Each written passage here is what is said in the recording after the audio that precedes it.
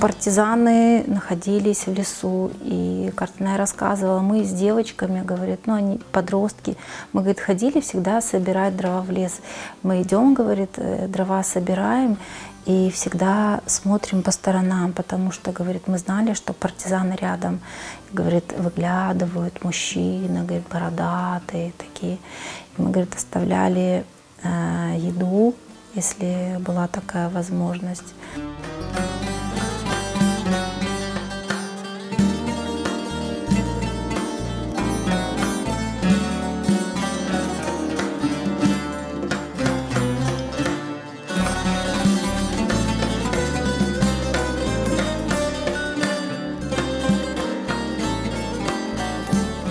Они помогали партизанам.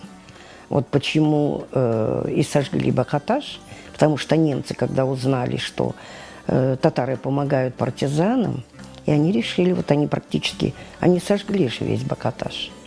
И вот она говорит, что когда их согнали, они уже знали, что их сожгут, все. И там дедушка, говорит, был, он сказал, не плачьте, не кричите, будем все молиться, Бог нам поможет. И вот они начали все молиться, все, говорит, начали кричать, молиться.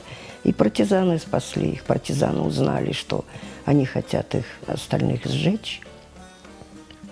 И вот таким образом партизаны их спасли. И потом вот у нас есть такое, Болгарщина, тогда называлась. Их переселили сюда, вот в Старый Крым, на Болгарщину. Уже оттуда, кто остался в живых.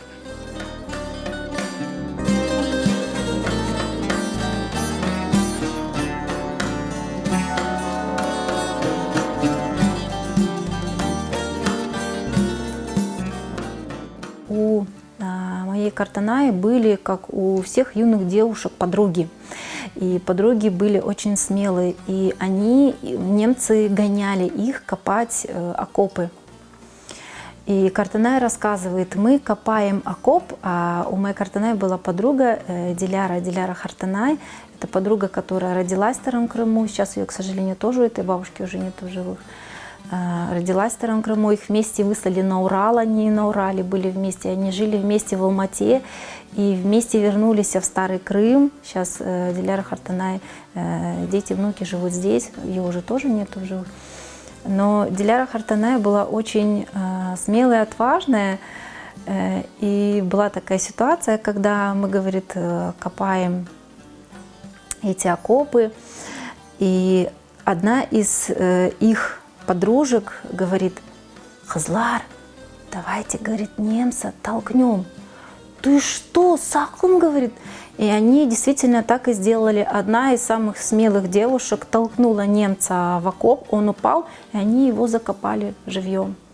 Вот на одного немца стало меньше, потому что девчата вот осмелились, и они, ну вот, это был вот такой вот, не знаю, наверное, героический поступок, потому что ну что, девчонки с лопатами в этой ситуации, кругом война.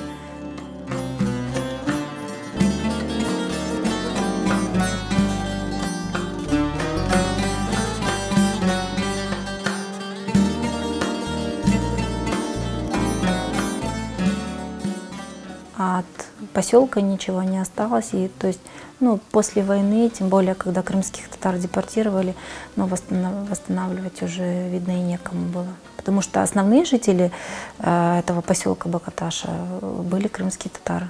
Самая главная природа, которая показывает, что на этом месте жили люди, был поселок, потому что там остались фруктовые деревья, даже до сих пор.